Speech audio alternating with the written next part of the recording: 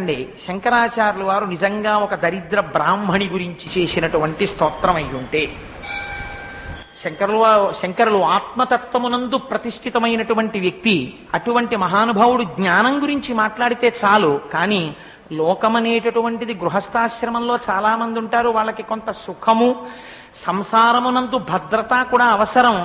ఒక గురువు దాని గురించి కూడా ఆలోచించాలి.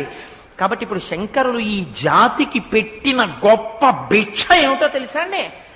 ఆయనే మొట్టమొదటిసారి లక్ష్మీదేవిని ఉద్దేశించి స్తోత్రం చేశారు.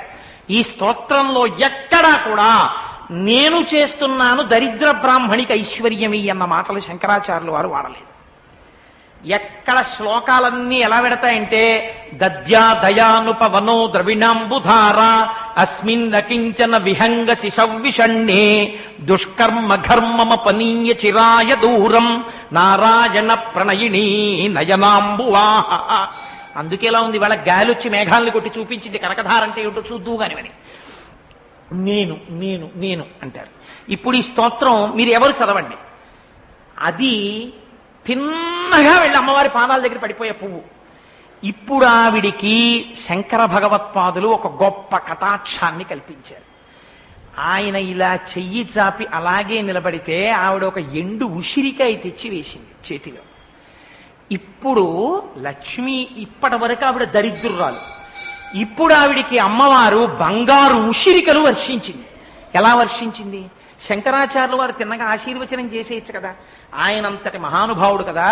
అమ్మా నీకు ఐశ్వర్య కటాక్ష ప్రాప్తిరస్తు అనో మాట అన్నారనుకోండి, వెంటనే ఏనుగులు గుర్రాలు సింహాలు వచ్చి ఇంటి ముందు నిల్చుంటాయి. కానీ మరి అలా అనలేదే శంకరాచార్యులు వారు. అంటే మనిషి జీవితానికి ఒక కట్టడిని నేర్పారు.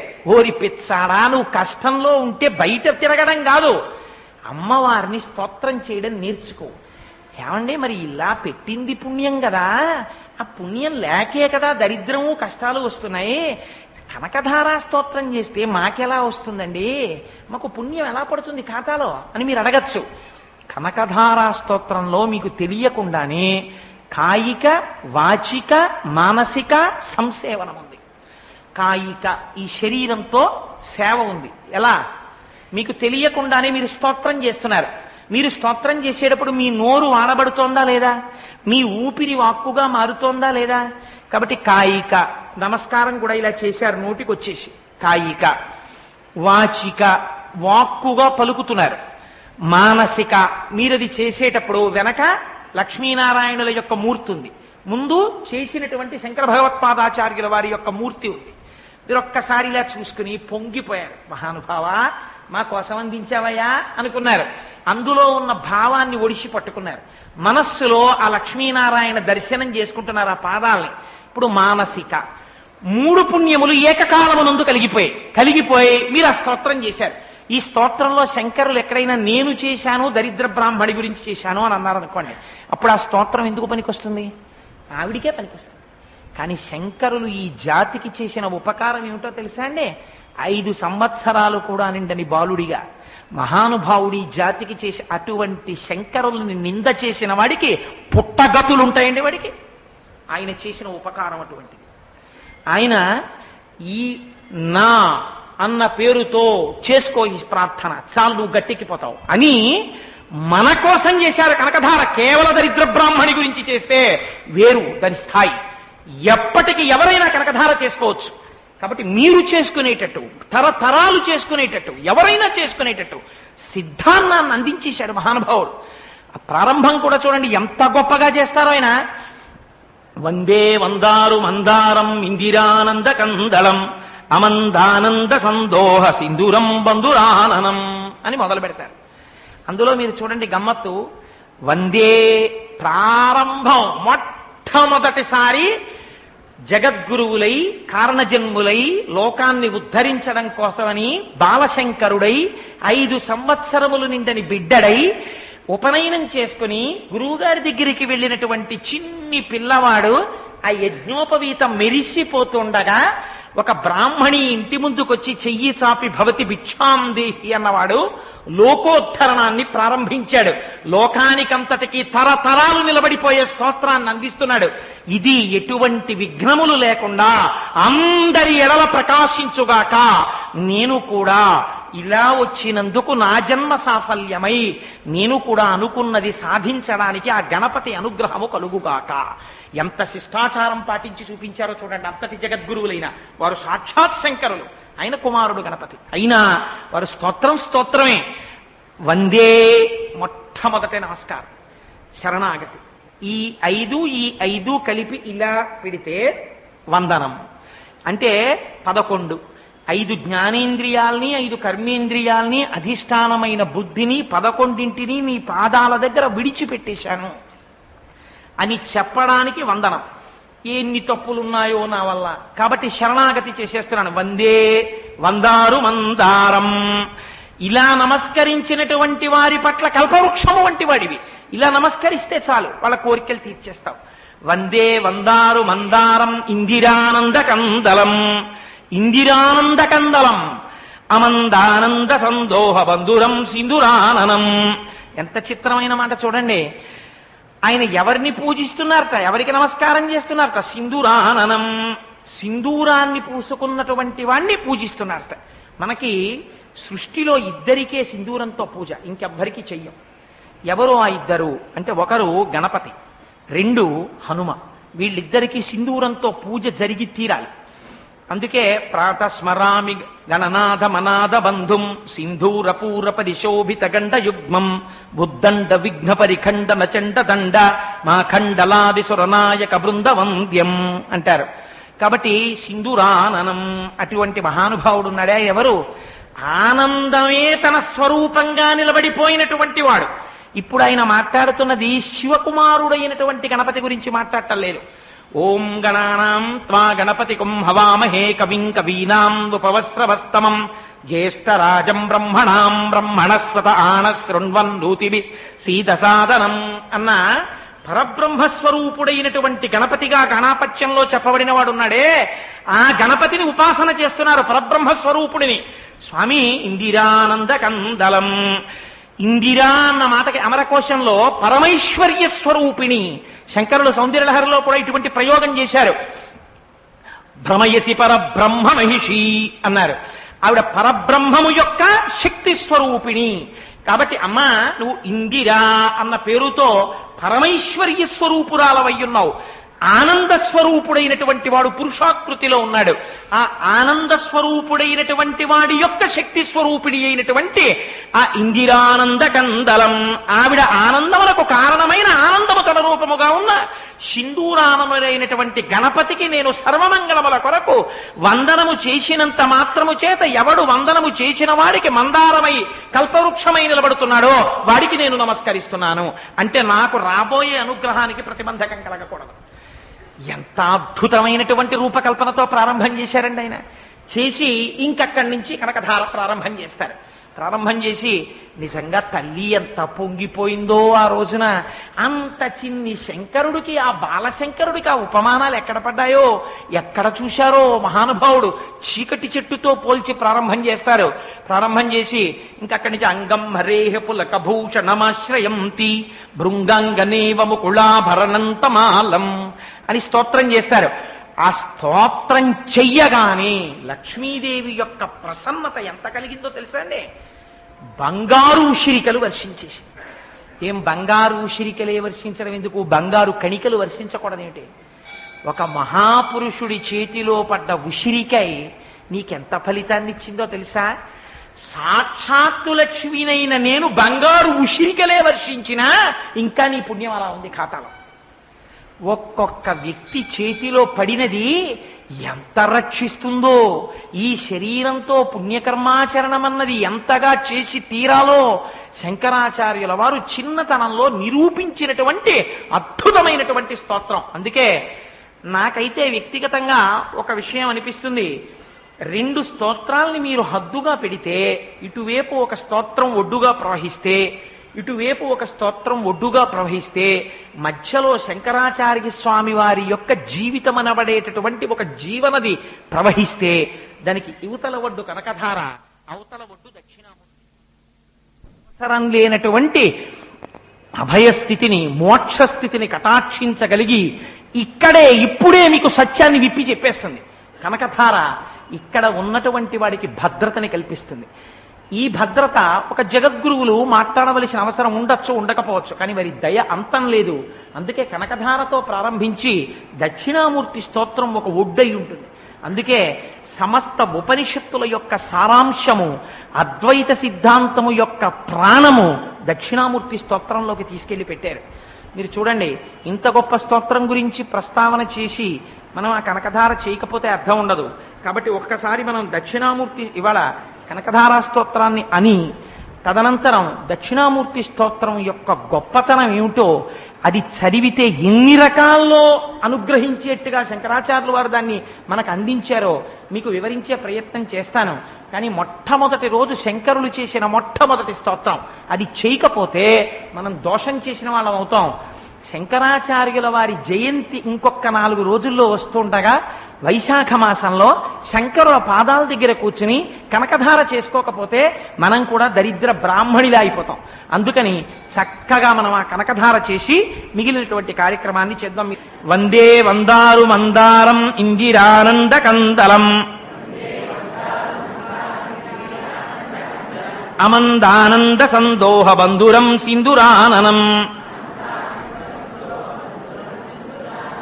అంగం హరేః పులకభూషణమాశ్రయంతి భృంగాంగనేవ ముకుళాభరణంతమాలం అంగీకృతాఖిల విభూతిరపాంగలీలా మాంగళ్యదాస్తు మమ మంగళదేవతాయాః ముగ్ధా ముహుర్విదధతి వదనే మురారేః ప్రేమత్రపా ప్రణిహితాని గతాగతాని మాలాదృశోర్మధుకరీవ మహోత్పలేయా సామే శ్రియం దిశతు సాగర సంభవాయాః విశ్వామరేంద్రపద విభ్రమదాన దక్షం ఆనందహేతురధికం మురవిద్విషోపి ఈశన్ నిషీదతు మయీక్షణమీక్షణార్థ ఇందీవరోదర సహోదరమిందిరాయాః